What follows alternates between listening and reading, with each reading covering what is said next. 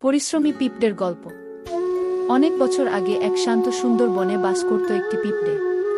সে ছিল খুবই পরিশ্রমী ও দায়িত্বশীল। তার নাম ছিল মণি।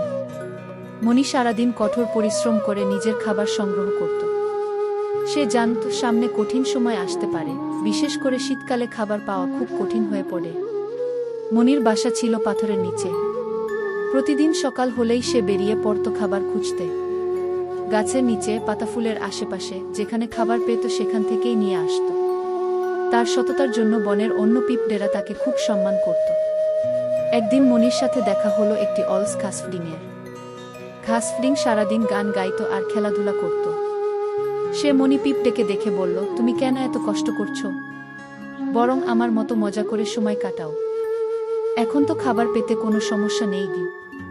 মণি শান্তভাবে উত্তর দিল, ভাই, এখন খাবার থাকলেও শীত আসছে। তখন কিন্তু খাবার খুঁজে পাওয়া কঠিন হবে।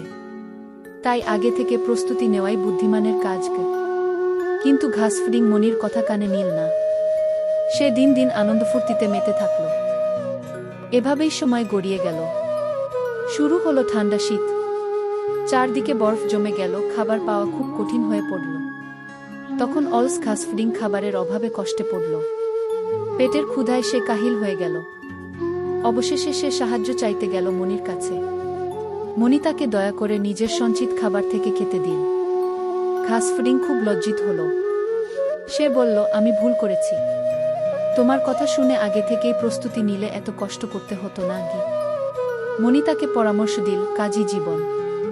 অলসতা আমাদের ধ্বংসের দিকে নিয়ে যায়। পরিশ্রমের কোনো বিকল্প নেই গি। ঘাসফড়িং তার ভুল বুঝতে পেরেছিল। সে প্রতিজ্ঞা করল, আগামী দিনগুলোতে সে পরিশ্রমী হয়ে উঠবে। এই গল্প থেকে আমরা শিখতে পারি, পরিশ্রম কখনো ব্যর্থ হয় না। সময়মতো পরিশ্রম করলে ভবিষ্যৎ সুন্দর ও নিরাপদ হয়। অলসতা আমাদের দুর্দশায় ফেলে। পরিশ্রমী মণি পিঁপড়ের মতো আমাদেরও উচিত জীবনে দায়িত্বশীল ও পরিশ্রমী হওয়া।